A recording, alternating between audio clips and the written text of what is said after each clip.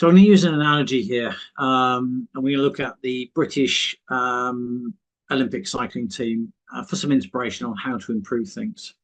So, in other words, an organisation that was at a point in time not successful, was suffering severely, and didn't know how to get out of it, and they started by employing or engaging Sir David Brailsford in 2002. He became the performance director of British Cycling.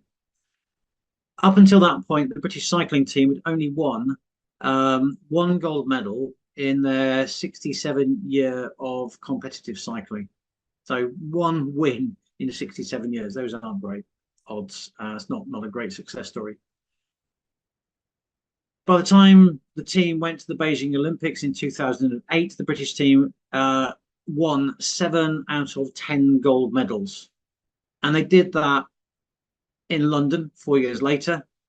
Not only that, but in the period from 2012 2018, they won every single Tour de France event bar one.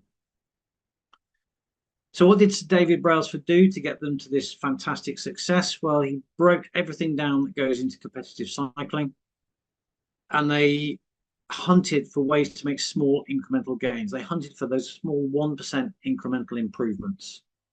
And that's what led to a massive improvement in overall performance. He wasn't looking at cycling technique or the bicycle. He looked at everything, and to get the most out of the cyclist, like the diet, the sleep, the clothing, in fact, every single aspect that could be linked to cycling. When he was quizzed about his success, this is what he said, and I'm going to quote: "Perhaps the most powerful benefit of the process is it creates a contagious enthusiasm. Everybody starts looking for ways to improve, and there is something inherently rewarding about identifying marginal gains. The bonhomie is like a scavenger hunt. People want to identify opportunities and share them with the group, and our team became a very positive place to be." So if you imagine a business that hasn't had a success in 67 years, from that culture to one where everybody is very positive and they want to be there and it's striving and making progression, that's where we all want our businesses to be. So the answer is it's easy. We just need to know exactly what we're trying to improve, and that's what we're going to talk about today.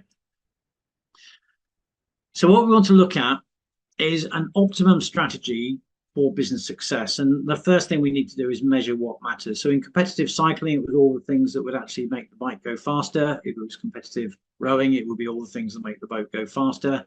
We just want to make our business go faster.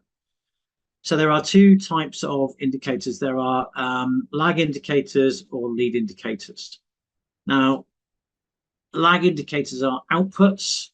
And the trouble with outputs is that they have already happened by the time you look at them. So if we talk about this in a business context, what might lag indicators be? What might outputs be? Well, it's all the stuff that the accounting profession and the banks insist that we look at and report on. In fact, for many of us in business, it's the only thing we look at and report on. It's how much did we sell?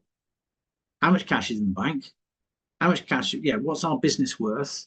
How much profit did we make? They're all lag factors. They're history. You can't manage anything if you look at the output. You've got to manage the inputs. So the lead indicators are the inputs, and these are the things you need to measure and control to achieve your goal.